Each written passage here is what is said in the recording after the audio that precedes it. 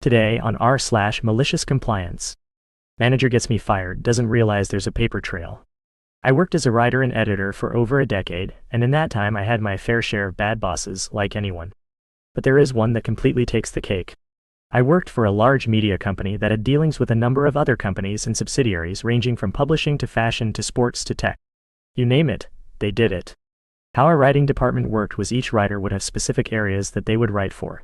Kind of like how journalists have beats they cover. So if you were assigned to the fashion arm of the company or one of its partners' subsidiaries, you wrote or edited everything for that arm. I worked for this company for about a year and a half before a new manager was hired. She was the second in command of our department. Part of her and our department director's job was to update our internal style guide when necessary. For those that don't know, a style guide is a reference document for how to either refer to things or how to format things for the company partners. Before her tenure as manager, this was only done maybe once or twice a year, and the changes were relatively minimal since the style guide was very well established in the company and had been in place for a number of years. After she came on, it was being updated at least once a week, if not multiple times a week. It legitimately became an obsession for her. Aside from the general annoyance of keeping up with it, it didn't take long for me and my coworkers to reach the conclusion that our new manager didn't have the faintest idea what she was doing. Each new version had more and more glaring errors. At first, we all ignored these changes, giving her the benefit of the doubt and hoping, albeit naively, that these new directives were mistakes. That was until people started getting reprimanded for not following the style guide. I was the first to get a one-on-one, closed-door talk. One of the departments I wrote for was sports, and she had seen that I had not been following the new rule of how I was to refer to the men's and women's teams I covered. Truthfully, I had willfully ignored it, hoping that it was just a mistake. To my horror, however, it appeared my new writing manager didn't understand basic grammar. You see, the change she implemented removed the apostrophe from men's and women's to. So, for example, if I was covering men's basketball, I was to refer to it as men's basketball. Her rationale was that the men didn't own the team, therefore, it should not be possessive. Apparently, her understanding of the English language didn't evolve past grade school explanations. I was honestly pretty dumbfounded at first. But once I got over the initial shock that the second in command of our department didn't realize men was not a word, I tried bleakly to explain that men is already plural, and that a possessive doesn't always denote direct ownership. Read, men's bathroom. She stared blankly at me for a few seconds, and for the briefest of moments I thought maybe I was seeing the cogs in her head turn. She, however, doubled down. Realizing the fight was lost, I told her that I would implement the changes going forward.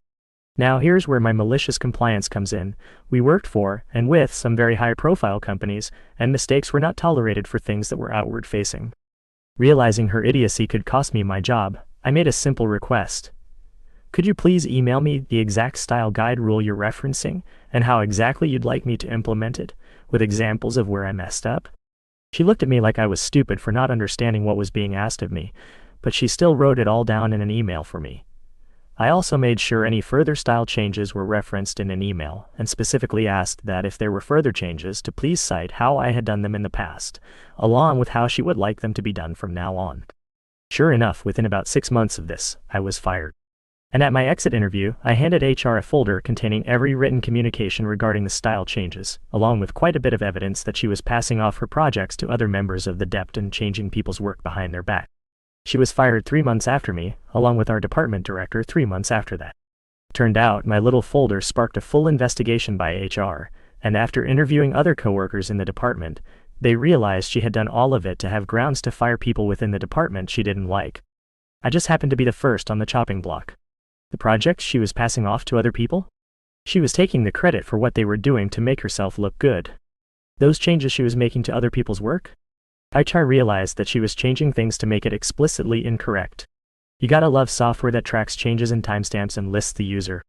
On top of all of this, they also discovered that she had, at best, exaggerated, and, at worst, fabricated, large swaths of her resume. By the time she was fired, I had already found another job in a different department at the same company. It was a good gig, and my new manager wasn't a complete C-word. Eventually, I moved on from that company, but if anything, my time there taught me a very valuable lesson. Document, and document some more. For our next story. When the secret backfires. Around 28, I was a radiology assistant in a mammography unit, meaning I was the person who ushered in patients, showed them where to put their belongings, gives them the gown and instructions. Another part of my job was keeping the radiology station clean and tidy so that work surfaces were clear and sanitary. Around this same time, The Secret was huge and my coworkers were all way into it. For those who don't know, it is a ridiculous pseudoscientific method pushed by Oprah Winfrey that promised you can get whatever you want simply by visualizing and asking the universe for it. The ugly side of this fairy tale thinking is that if bad things happen to you, it's your fault because you invited it by putting bad energy out into the universe. I found it wildly inappropriate that healthcare professionals believed that breast C-word victims had caused their own diseases through negative thinking. I fought with a few of the radiology techs about it, but I was completely outnumbered, so I tried to just keep my head down, focus on patients, and do my job, which included tidying up their magazines, secret books, and other secret-related materials, so that they would leave strewn all over the counters. Since they all hated me for not being in their secret clique, they decided to hang up on me and go to the managers with complaints about my attitude. I was called out of work into a disciplinary ambush meeting where I explained my side of things. One of the higher-up managers totally agreed with me and actually defended me, but at the conclusion of the meeting I was told not to touch anyone else's stuff because there were complaints that I was shoving magazines into the corners and threw away someone's copy of The Secret. I really wish I had, but I actually did not do that. It was a complete lie. So by complaining about me, my idiotic coworkers effectively took away the part of my job which was cleaning up after them. I was no longer allowed to touch their magazines, so they piled up 2 inches deep on every surface, plus empty bottles and yogurt containers, used napkins, cafeteria trays, popcorn detritus, and all sorts of other trash.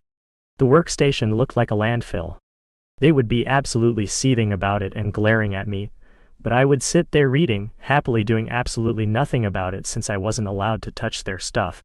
Let's dive into our next story. Complied so much on a test, it stopped evil boss from profiling employees. Story: had an evil middle manager boss who eventually lost third of the team in under 3 months. I had been there longer than him before his position was built out. He was a really gross one, like psychological torture, and also openly commented on a 16-year-old celebrity being hot when he was 36. Anyway, when he was onboarded, he pretty quickly assessed which employees he couldn't bully and started trying to make our lives harder. He started doing some anonymous reviews and tests. Not surprisingly, some anonymous feedback was super negative for the people on his shoot list, even if we were high-performing or project leaders. I finally had enough of attempting to talk it out head-on. He always denied everything and even once actually asked me if I was on drags during a one-on-one. This was and is a hugely famous tech company. Anyway, he decided it was time for another round of anonymous testing. This time a personality test. I answered every question imagining I was him. Every single one.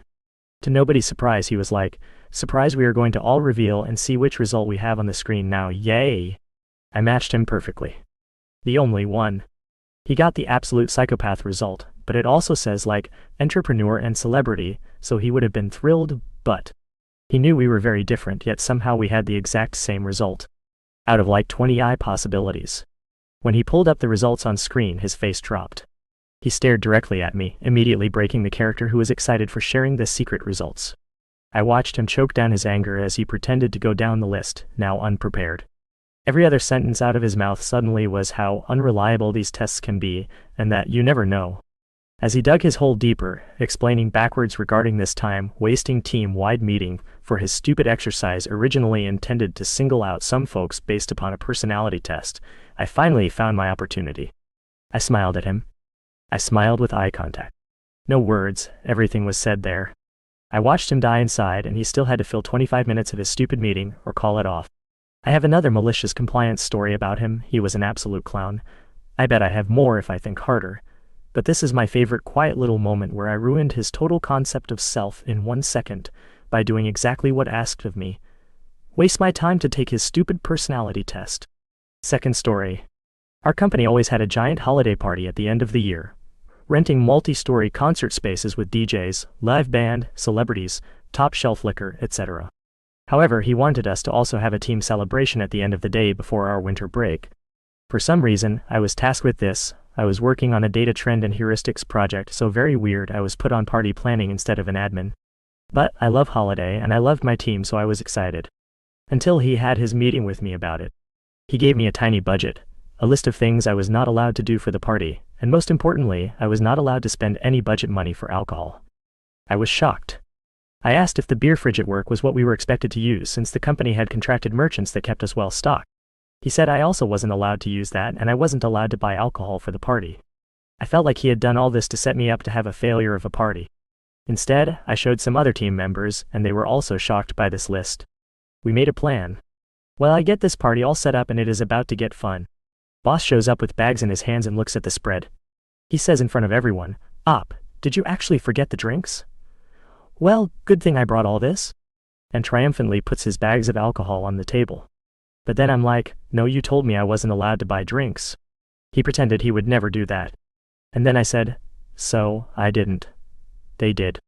And pointed to a whole bunch of drinks the rest of the team was pulling out. He realized that not only would he not get to be the hero, but that everyone involved had also seen his horrible list. Deer in headlights moment. The cherry is we had a secret Santa where I paired all the choices.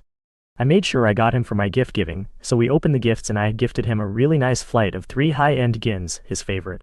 My attention to detail and kindness towards him obviously made him so uncomfortable after what he just tried to pull. He looked so guilty and unable to enjoy it.